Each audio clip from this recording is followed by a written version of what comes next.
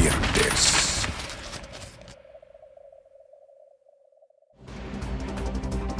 Hansel Zárate Valdés, un joven abogado que con solo 30 años ya era jefe del Departamento Jurídico del Congreso de la República. Pero cuando el enemigo es cercano, pasan cosas inimaginables. El pasado 5 de abril, el joven abogado fue asesinado en un confuso hecho armado que solo semanas después destaparía al verdadero asesino. Este es el caso que le vamos a presentar esta noche en el programa Expedientes y de esta forma le damos la bienvenida.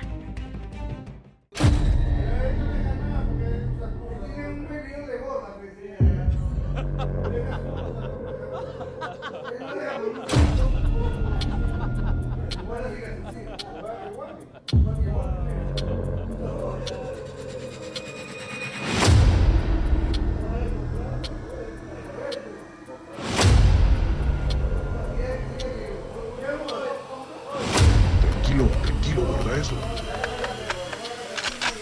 Como a las 2 de la mañana, la misma persona le avisa a mi hija que había sido un ataque armado el que había pasado con mi hijo y que lo habían asesinado, ¿verdad? Y nosotros no lo creíamos porque mi hijo no tenía problema con nadie.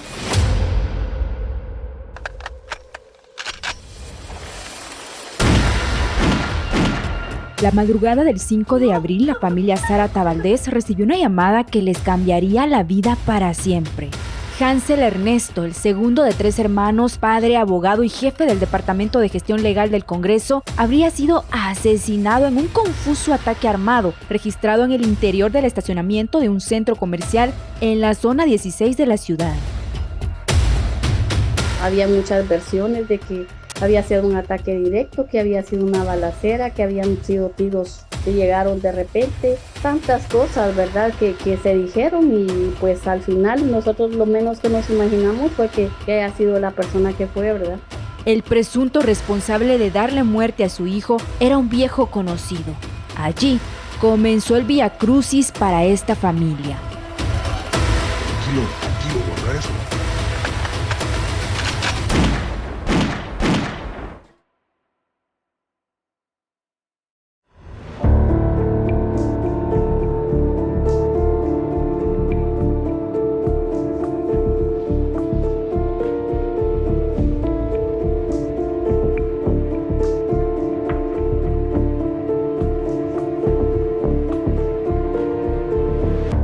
Hansel Ernesto, tenía 30 años, era un chico alegre, lleno de vida, le faltaban muchas cosas por vivir, tenía un niño de 3 años, 8 meses y pues le gustaban los deportes extremos, le gustaba la política, él era una persona extrovertida, alegre.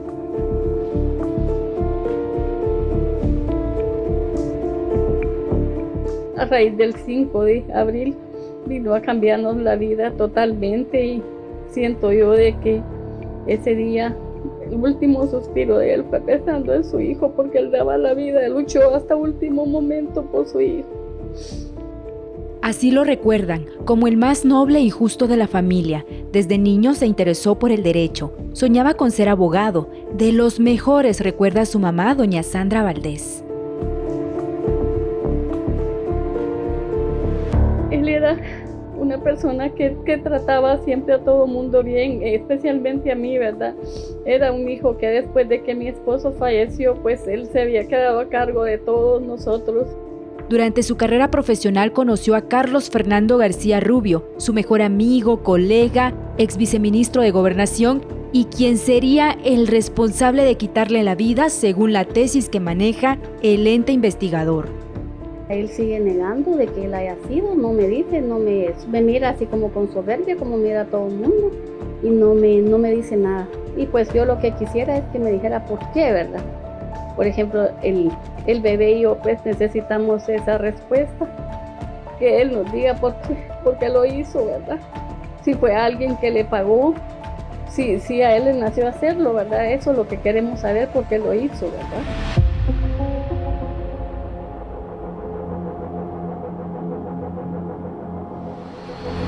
Se levantó normal como todos los días, se cambiaron con su niño, él para ir a trabajar y su niño para ir a estudiar, y me decía siempre, mami, te encargo a mi cachorro, ahí regreso en la noche y te lo encargo ahí, por favor, me decía, yo ya voy a regresar y voy a venir a cuidarlo.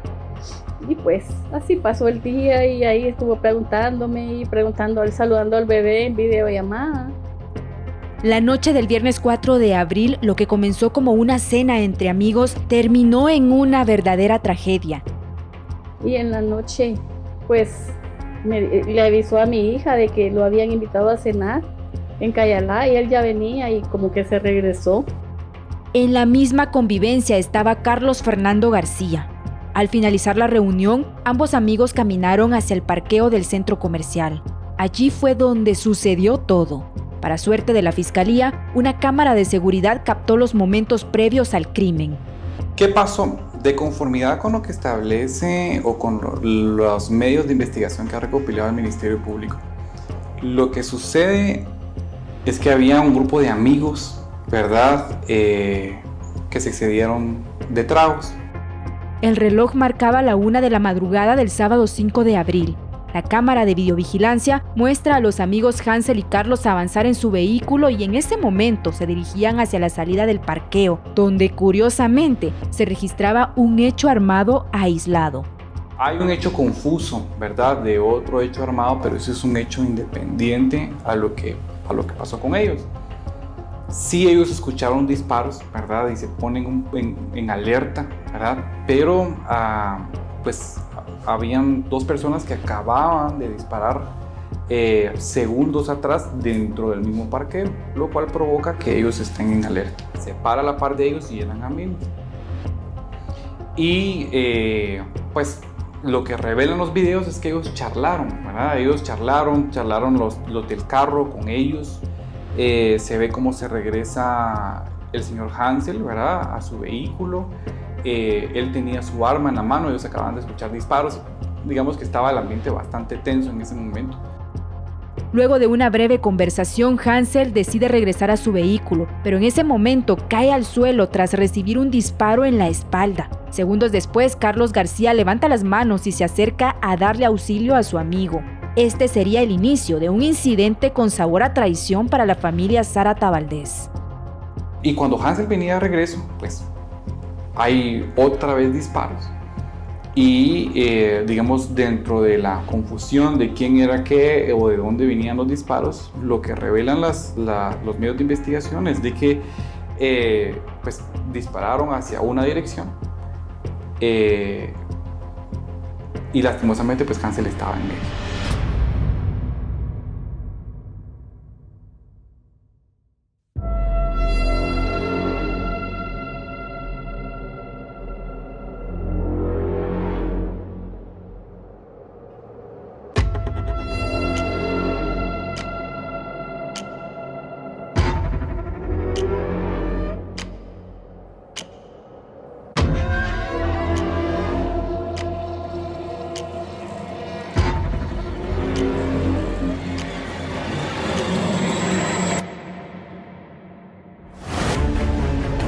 La necropsia médico-legal practicado al cadáver de Hansel Zárata revela la muerte directa causada por una laceración pulmonar.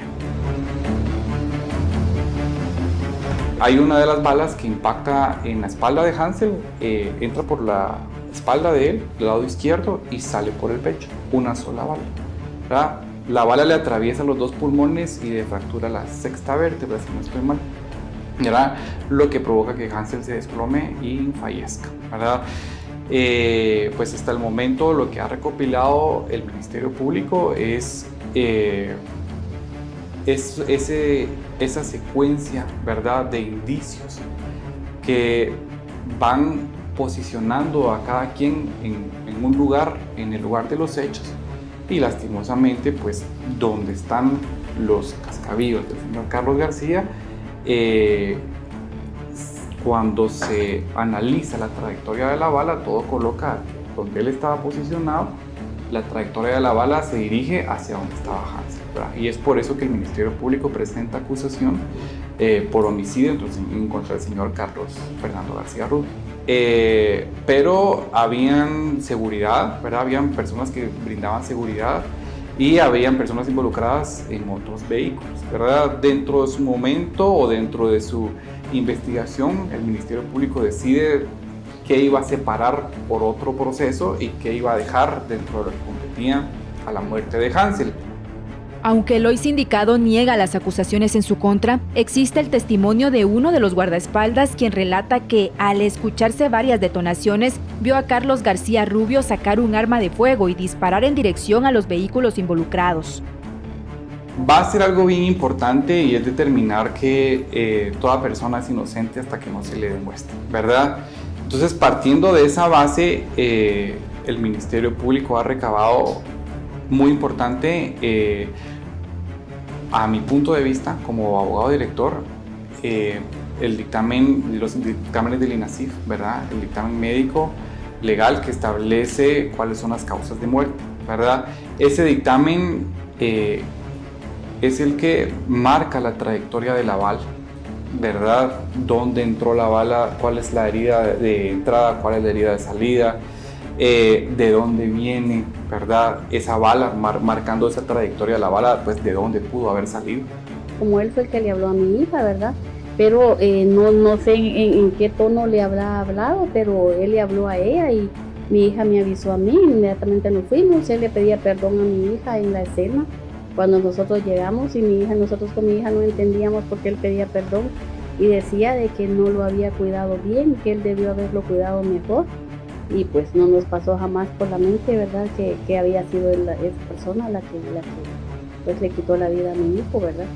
Hasta los días que pues nos enteramos porque lo estaban deteniendo, ¿verdad? Pero él en ningún momento nos dice, ¿verdad? Que fue él y pues yo le pido a Dios justicia, ¿verdad? Porque mi hijo era una persona ejemplar, era un hijo que andaba luchando por la vida, no tenía problemas con nadie y era un niño valiente, ¿verdad? Fue una sorpresa porque no nos imaginamos, ¿verdad? Que viniera a ser de un amigo, esperamos de cualquier persona, ¿verdad? Entonces, pues, mire, yo estoy tratando mi duelo y antes, pues, al principio estábamos, ¿por qué, verdad? Entonces, uno dice, ¿por qué lo hizo, verdad? Y uno quisiera una explicación de por qué lo hizo, ¿verdad? Porque no se pelearon, no, todo el mundo nos dice ellos eran amigos.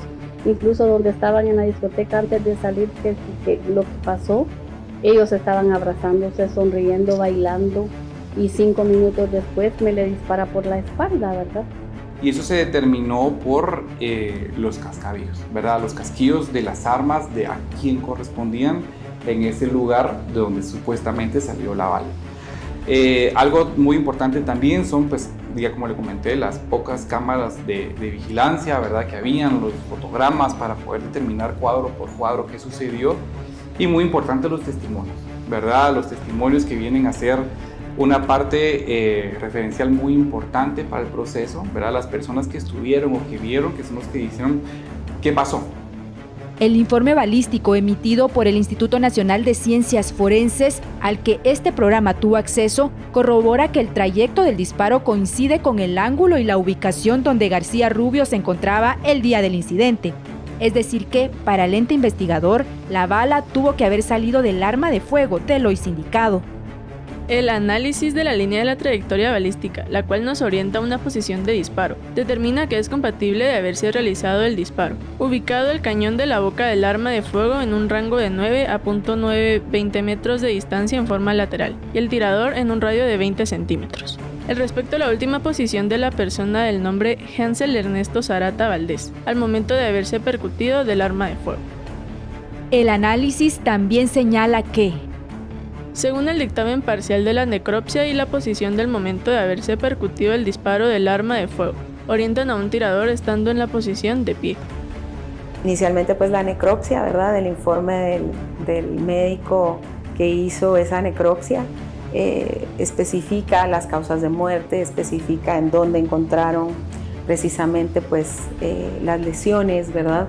Ese es un medio de prueba sumamente importante que se tiene que concatenar con otros, ¿verdad? Existe pues el informe balístico en el cual se detalla pues la trayectoria de la bala, ¿verdad? Desde que ingresa, por dónde sale, qué órganos atraviesa, La necropsia realizada por medicina legal determinó que la bala provocó fractura de arcos costales, hemotórax, laceraciones en ambos pulmones, fractura en la columna vertebral y una herida perforante en el área del tórax, lo que ocasionó la muerte casi inmediata del abogado Hansel Zárata. Todos los medios de prueba arrojan de que ellos eran muy amigos, ¿verdad? Hasta el momento, digamos, el hecho es bastante incierto. Tal vez nosotros como abogados directores de la querellante, entendiendo la amistad que hubo, pues, si algo hemos anhelado, ¿verdad?, es que ellos pudieran presentar los medios de prueba que desvirtuaran la hipótesis del Ministerio Público, ¿verdad?, por la amistad que existió entre ellos. Pues, sin embargo, pues, toda la hipótesis del Ministerio Público ha ido siendo respaldada por los medios de prueba. Y precisamente nos encontramos en esta fase, que es la fase para iniciar el debate, en donde tanto el juez de primera instancia como el Ministerio Público concluyen que sí existe la posibilidad que la bala que haya salido del arma de Carlos sea la que mató a Hansel. Aunque aún no se ha determinado si el disparo fue accidental o predeterminado, existe evidencia científica que señala al ex viceministro de Gobernación como el responsable de haber cometido el asesinato. Por esa razón, el pasado 28 de abril fue enviado a juicio por el delito de homicidio simple. Estamos precisamente en la etapa en la que nos encontramos esperando juicio oral y público. Ya pasamos por la etapa en la cual después de esa primera declaración se le ligó a proceso al señor García. Después de que se le ligó a proceso, se fijó un periodo específico para la investigación, el cual ya se concluyó oportunamente. Después de ese periodo de investigación se señaló una audiencia de etapa intermedia en la cual pues, se evaluó si era procedente o no enviar a juicio al señor García. Ya se celebró esa audiencia.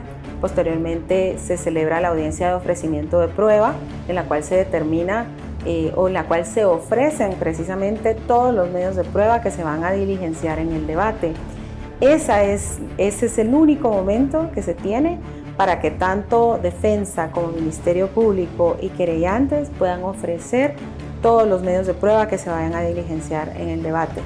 El Ministerio Público muy puntual, muy exacto. Por el Ministerio Público nos dimos cuenta quién fue el que lo asesinó, porque si hubiera sido por parte de la persona jamás lo hubiera dicho, ¿verdad? Entonces el Ministerio Público bien puntual, y pues los jueces también han sido puntuales, están apegados a la ley, ¿verdad? Y la han cumplido, ¿verdad? Entonces le pedimos a Dios seguir así, que se haga justicia.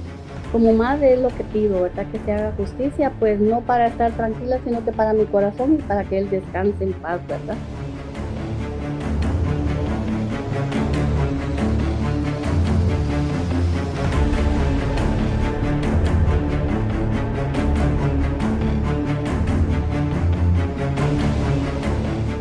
El debate es sumamente incierto porque al momento en que inicia hay una fase en la cual los sujetos procesales, cualquiera de los sujetos procesales, Ministerio Público, Defensa o querellantes, pueden plantear incidentes.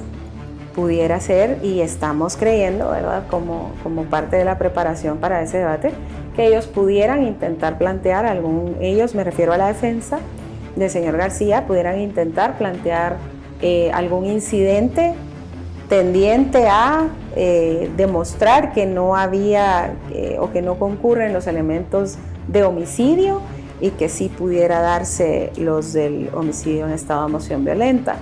Por ejemplo, para mí 50 años serían pocos, ¿verdad? Para él, pero yo sé que no le van a dar tantos, pero con que lo condenen yo me sentiré tranquila y en paz con mi corazón, no con mi alma, ¿verdad? Con mi corazón, porque se hizo justicia, ¿verdad?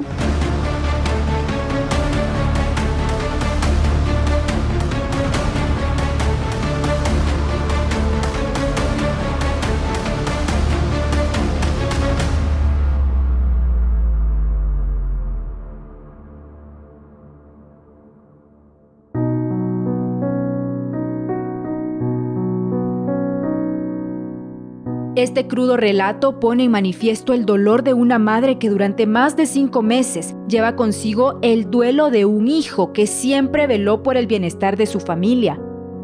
Ha sido muy difícil, es muy difícil porque ha sido un dolor tremendo, porque cuando uno pierde a un familiar por un infarto, por una enfermedad, uno tiene como más consuelo, ¿verdad?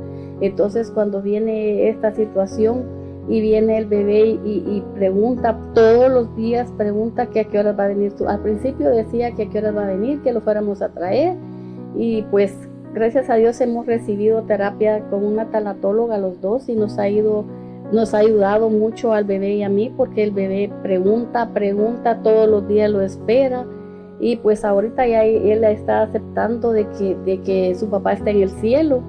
El duelo de un hijo es un duelo sumamente difícil porque la relación entrañable de una madre y un hijo no tiene comparación.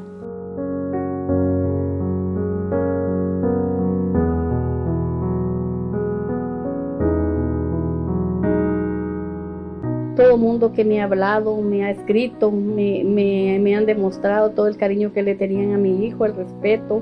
Él no se metía con nadie, era una persona trabajadora, luchando para sacar adelante a su hijo. Y pues le truncaron sus alas. Los duelos de las madres son duelos muy difíciles. Si hablamos de las etapas del duelo, tenemos que hablar inicialmente que el duelo no tiene tiempo. O sea, no podemos decir, ya pasaron 6 meses, ya deje de llorar. Todavía está de negro, pero si eso hace 8 meses, eso hace 3 meses, eso hace 1 año. Cada persona vive el duelo a su ritmo, a su tiempo, a su manera. El luto se lleva por fuera, es todo la vestimenta y lo que podamos hacer, pero el duelo es un proceso muy difícil de transitar para algunas personas, sobre todo cuando ha sido un duelo repentino y un duelo por violencia. La ley de la naturaleza dice que los padres no deben enterrar a los hijos, se supone. Entonces, cuando una madre o un padre pierde un hijo, es un daño irreparable. Él trataba de ayudar a todo mundo. Imagínense que él, por ejemplo, para los fines de año, él iba a orfanatos con organizaciones a dejarle regalos a los niños, a los ancianos. Por ejemplo, el basurero de la zona 3, él iba con otro amigo a dejar pelotas, a dejarle juguetes a los niños.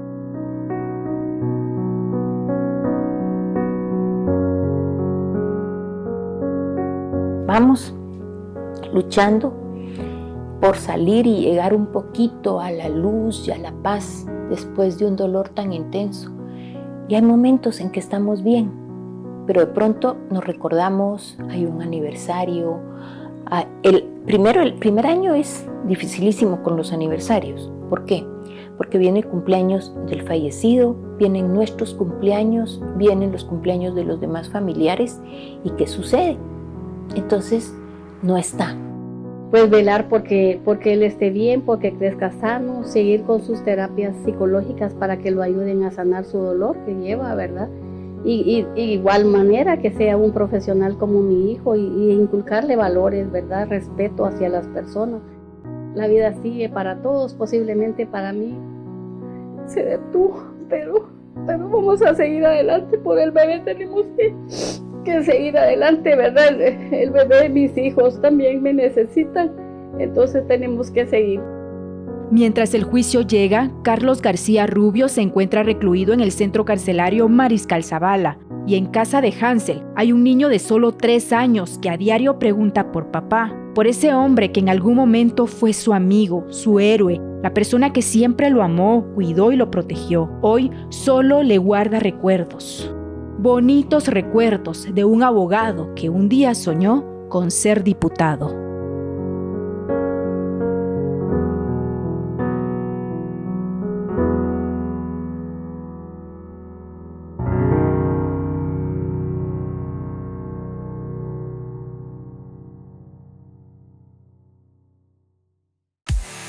Hay historias que quedan en la mente, entrevistas difíciles y verdades ocultas que nadie se atreve a contar y que no son posibles sin la confianza de ustedes, nuestra audiencia. Hemos abierto expedientes que la mayoría prefieren verlos cerrados y hemos mostrado verdades que otros callaron. Hoy, después de 9 años, nuestra misión sigue intacta. Expedientes, 9º aniversario.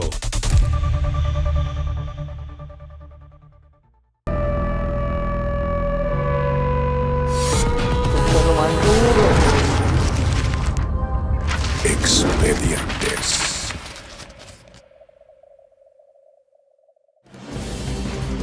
Gracias por continuar en sintonía, somos Expedientes. Ahora vamos a hablar de un tema que es común en el país. Hablamos de los secuestros que normalmente están vinculados a delitos como el narcotráfico y la trata de personas. El Comando Antisecuestros de la Policía Nacional Civil reporta que anualmente reciben entre 6 a 7 secuestros a nivel república.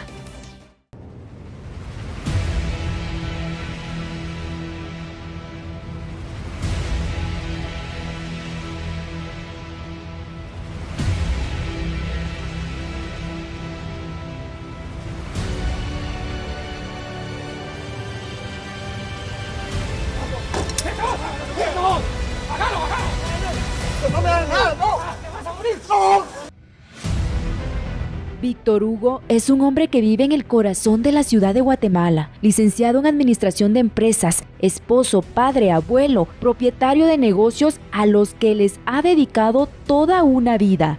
El 19 de agosto del 2015, de repente decide visitar los negocios que tenía en el departamento de Escuintla. Como de costumbre, le acompañaba a su esposa y sus 2 guardaespaldas.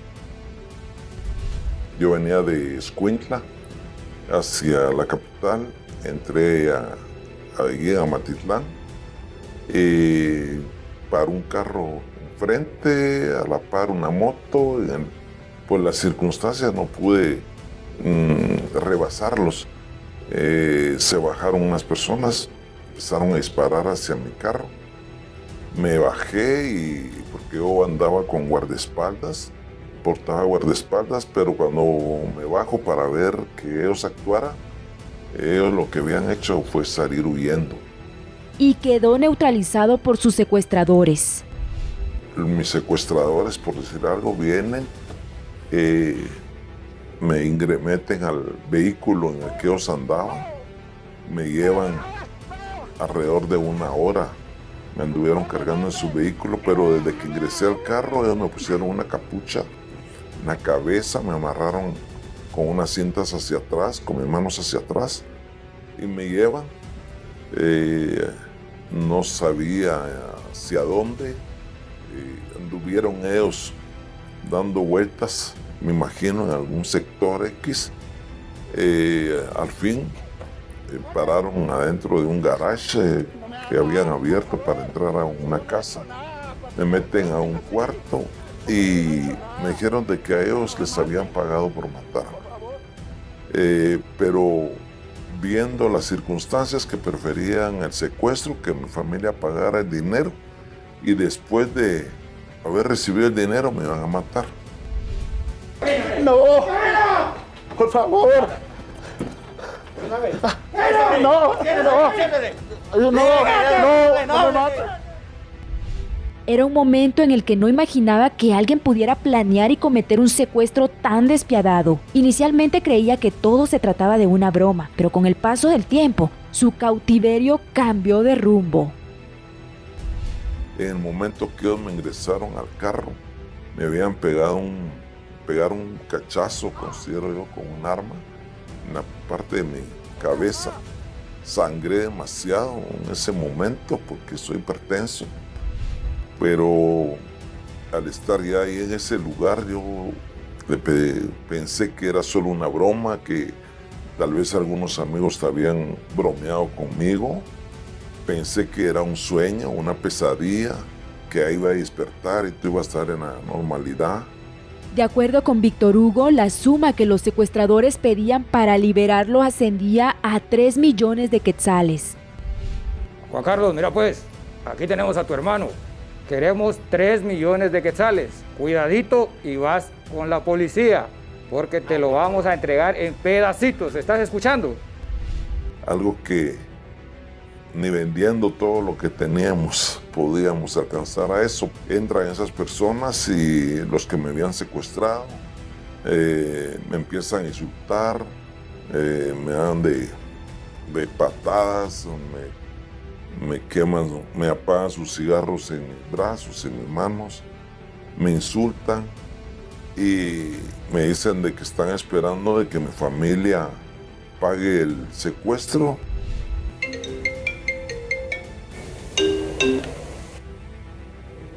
Policía Nacional Civil, muy buenas tardes. Operadora 74 le atiende. ¿Cuál es su emergencia? Me acaban de llamar y me llamó un tipo que dice que tiene secuestrado a mi hermano Víctor Hugo y me está pidiendo 3 millones de quetzales, señor. Sí, señor, por favor, no le vaya a hacer daño, por favor. Pero es que eso va a depender de vos. Escuchá. Hablale a tu hermano. Hermano, ayúdame. Ayúdame, me quieren matar. Ya escuchaste, ¿va? 3 millones queremos. Rápidamente la denuncia del secuestro llegó al Comando Antisecuestros de la Policía Nacional Civil, quien a partir de ese momento empezó a buscar rastros para dar con el paradero de la víctima. Mientras los investigadores hacían su trabajo, en la zona de cautiverio, Víctor Hugo era sometido a los peores actos de tortura.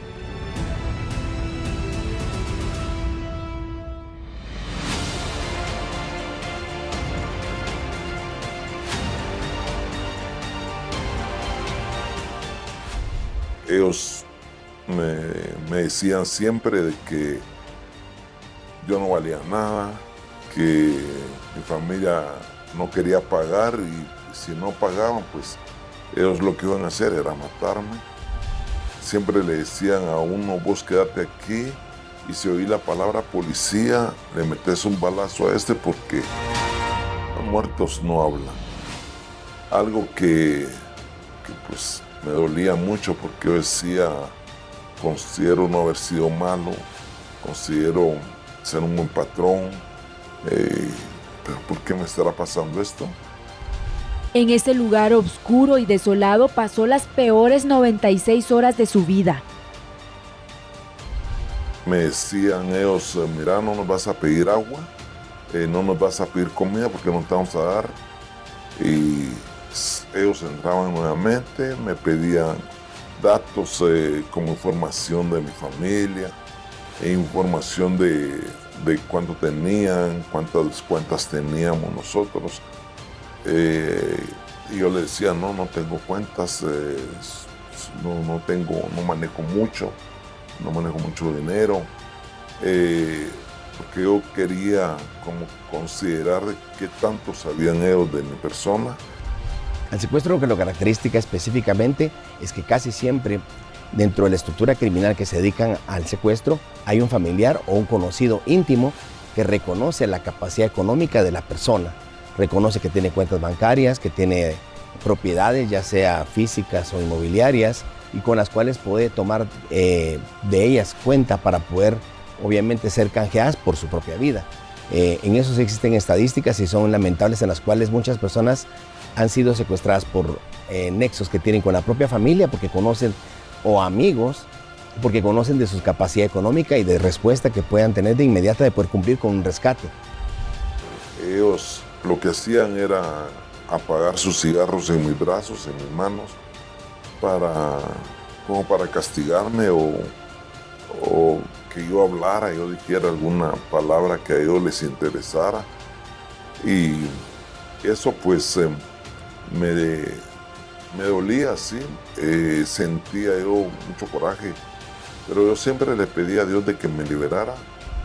Todo indicaba que las amenazas eran ciertas. Pasaban las horas y el encierro se hacía más agobiante. Y ellos un día me dijeron, mira, si de veras Dios existiera, no estuviéramos aquí, ¿verdad? Vos para salir de este lugar vas a pasar sobre nuestro cadáver, de lo contrario, no vas a salir. Aquí, hacete ya el que vos ya terminó tu vida. Silenciosos se mueven por el territorio con el fin de captar a sus víctimas para después usarlas como monedas de cambio. Así actúan las estructuras criminales que se dedican al plagio y secuestro en Guatemala.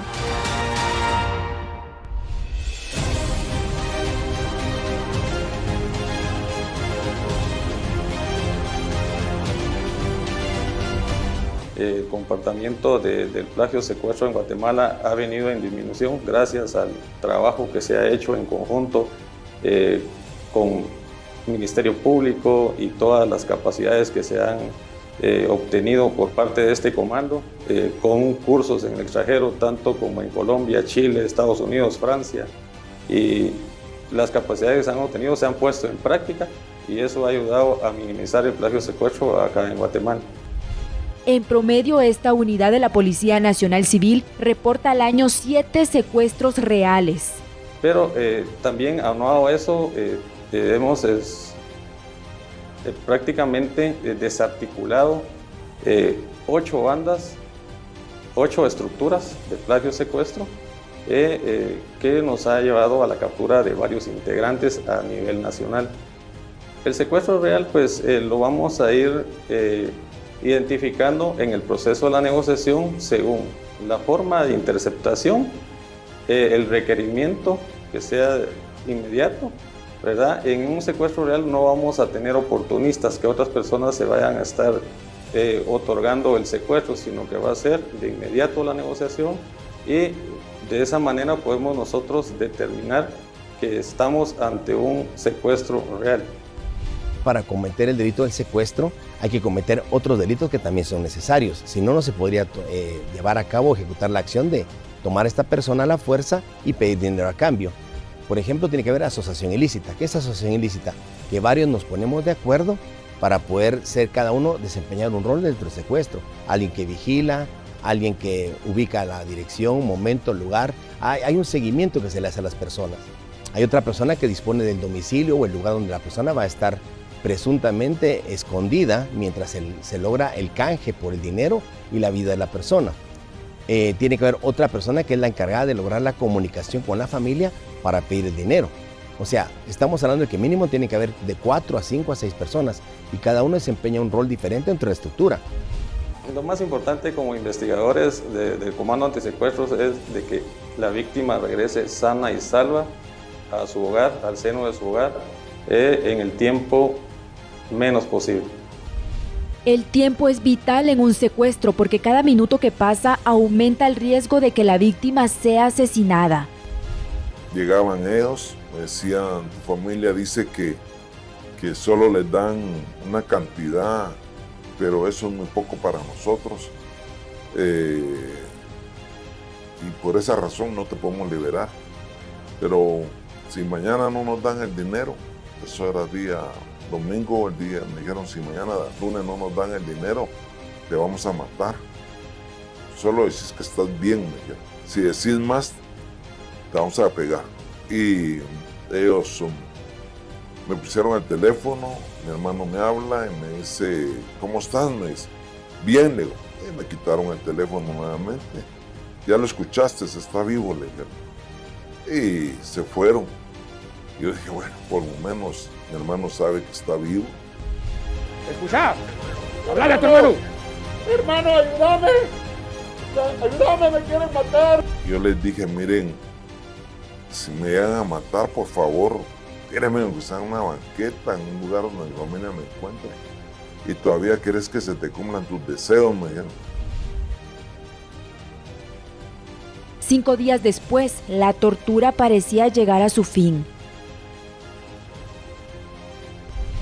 Es un momento muy difícil que no se lo deseo, como se dice a veces, ni a mi peor enemigo.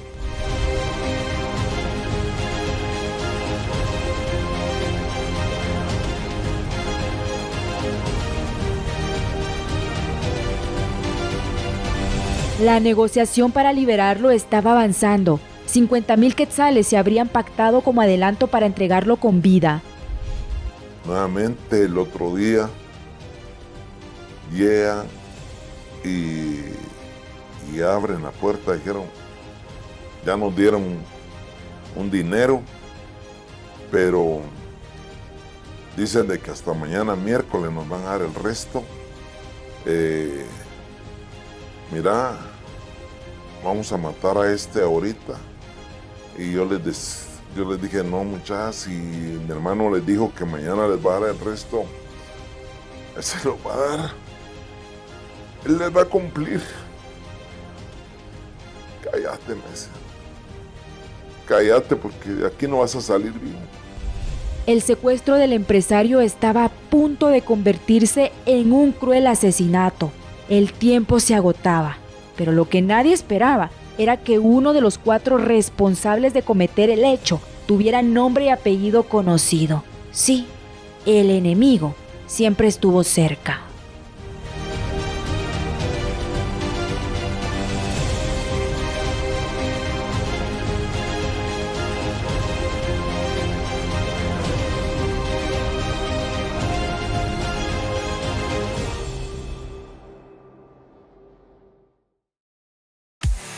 Hay historias que quedan en la mente, entrevistas difíciles y verdades ocultas que nadie se atreve a contar y que no son posibles sin la confianza de ustedes, nuestra audiencia.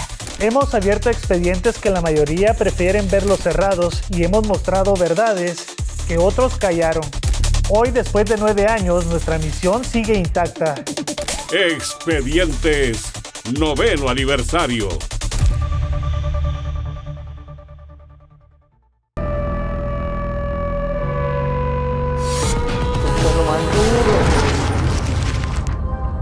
Expedientes.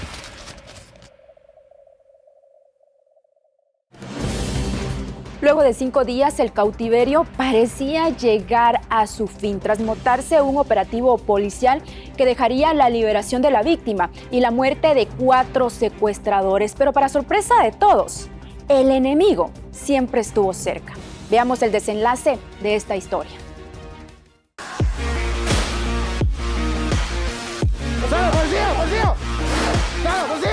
Miro la cara de uno de ellos. Era un hijo de mi ex trabajador.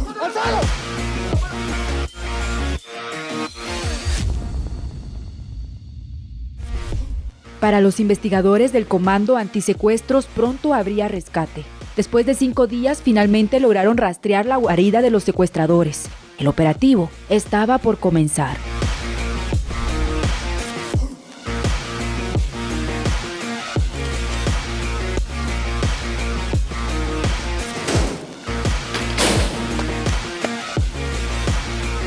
¡Policía! ¡Policía! ¡Sala, policía! ¡Policía! Cuando digo la palabra policía, me tiro al suelo, empiezan unos disparos, no sé de dónde iban, de dónde venían, no sé si ellos disparaban, no sé, más o menos unos 5 minutos de disparos, de ahí todo se queda en silencio, todo en silencio, y siento que me agarran mis brazos, me levantan, me quitan la capucha, me dice, somos la autoridad, te libera. Fueron las palabras más lindas que he escuchado.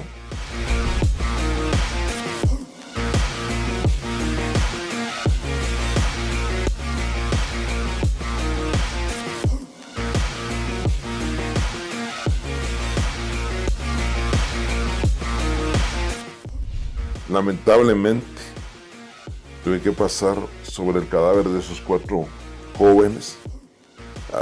Ellos tenían alrededor de unos 22 a 24 años. Miro la cara de uno de ellos. Era un hijo de mi ex trabajador. En ese momento, Víctor Hugo descubrió que uno de los secuestradores tenía un rostro conocido. Era el hijo de un ex trabajador, un joven que a veces pasaba a saludarlo, que en ocasiones le pedía favores personales. Él, de tan solo 24 años, era el rostro detrás de su cautiverio. Yo le digo a los jóvenes, aprovecho este medio para decirles, no se metan en lo ilícito. Realmente no lleva nada bueno. Lo único es la cárcel, cementerio o un hospital. Sí, por lo general estas bandas están estructuradas de de un negociador, un interlocutor victimario que nosotros así lo definimos, y existen también el grupo de interceptación, ¿verdad? Y también puede hacer que tenga un grupo para poder realizar el cobro del plagio y secuestro. Recordemos lo que es la fase intercrímenes del delito, que es cuando la persona idea, planifica y hace posible en su mente una metodología para poder captar a una persona. Para esto tiene que haber varias circunstancias. Una de ellas, la más importante, es la perfilación de la víctima, ¿verdad? Establecer qué facilidad tiene de poder hacer transacciones bancarias, la posibilidad que tenga propiedades a su nombre. Desgraciadamente, muchas veces es personas allegados a ellos, digamos, dentro de la empresa, dentro del trabajo o en la familia, porque saben que, por ejemplo, en el teléfono cargan los códigos de acceso a sus cuentas bancarias. Estamos ante una modalidad de hace más o menos 6 meses, de enero para esta fecha, de 6 a 8 meses, en donde nos han estado llegando denuncias donde han estado contactando a microempresarios, ¿verdad? Ya sea médicos, empresas de transporte, Uber, taxis piratas, hay un montón un sinfín de empresas que han estado utilizando números con el más 57, más 52, y es importante decirle a la población que tome en cuenta a la hora de que alguien los contacte en las redes sociales, verificar esos números y al momento de que les manden una ubicación a donde tienen que ir a realizar el trabajo, por favor verificar que no sea un área montañosa o que sea un área desolada. Si esa ubicación que les mandan los lleva a esos lugares, es importante contactar a la Policía Nacional Civil. Muchas veces el gran problema es que ellos tienen un pacto. Estas estructuras criminales tienen un pacto. Ellos saben que en el mejor de los escenarios van a tener el dinero ilícito que ellos están pidiendo a cambio del canje por la vida de la persona. Pero también saben que si lo llegan a capturar, tienen un pacto en el cual ellos no van a decir jamás dónde está la persona si se encuentra fallecida, porque ellos mismos les dieron muerte. Y porque saben de que solo por el hecho que aparezca la persona fallecida, serían 50 años más de pena que un juez tendría que imponer, aparte de las asociadas al propio secuestro, a la asociación ilícita, al tema del secuestro mismo, a las lesiones graves que puede haber provocado a la persona a la hora del secuestro. Hay 2 puntos primordiales. Es el fortalecimiento de nuestra unidad con el recurso logístico y también con el talento humano, ¿verdad? Esas capacitaciones también que por parte de nuestras autoridades nos han apoyado con eso a nivel nacional y en el extranjero. Agradecerles porque no cualquier ser humano puede arriesgar la vida por una persona que ni conoce. De mi parte, yo estoy altamente agradecido con ese grupo o ese comando de policías que hacen esa labor de investigación, que se arriesgan, entran a liberarlo a uno. Para mí son unos ángeles. Lo importante es tener confianza en la Policía Nacional Civil. Confíen en este comando antisecuestros, que es el que ha dado por muchos años resultados eficientes, ¿verdad? Continuamos trabajando y seguiremos trabajando, fortaleciendo las capacidades tanto humanas como en el tema logístico, ¿verdad? Es importante la denuncia. Pero le pido a Dios de que si hay ahorita en este momento personas secuestradas, que la libere y que ya eso se detenga, pues, porque realmente es muy duro para las personas que estamos secuestradas. Y ahora les digo, no solo le doy la honra y la gloria a Dios, sino también, si le puedo ayudar a la gente, le ayudo. Le doy trabajo a gente grande, porque todos vamos para viejos, pero también le doy trabajo a gente joven. A gente joven les digo, aquí hay trabajo, pueden echarle ganas, pueden estudiar, los exhorto a que estudien. Es importante tener cambio de horarios, de itinerarios, Es importante también observar a su alrededor al momento que circula, ¿verdad? Importantísimo también no subir información a las redes sociales en tiempo real del lugar donde uno puede estar disfrutando con la familia o trabajando.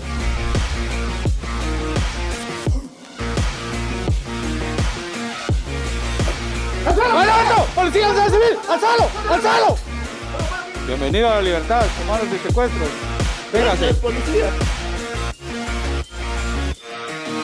Aquí le entregamos a su familiar, sano y salvo ahí. El comando de secuestros está para poderle servir siempre y que siga confiando en la Policía Nacional Civil. Gracias.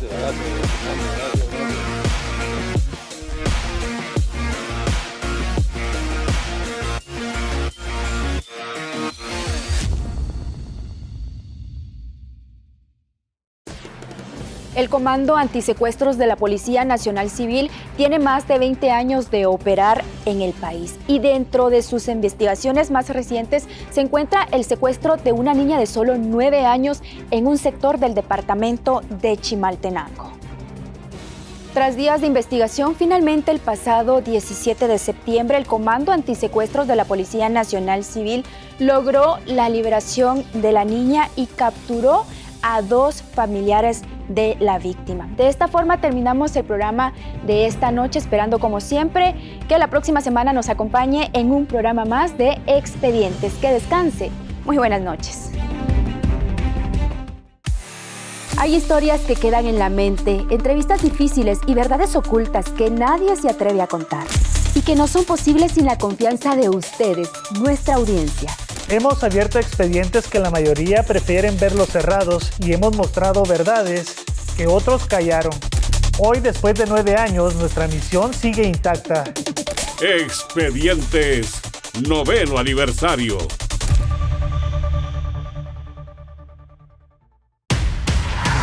Lo que ha denunciado, nosotros lo hemos investigado. Vamos a ir a verificar si esto es cierto.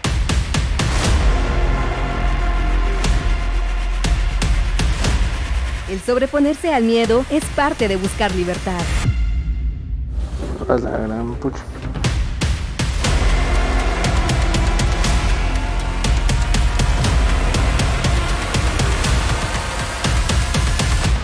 Nos debemos a su denuncia.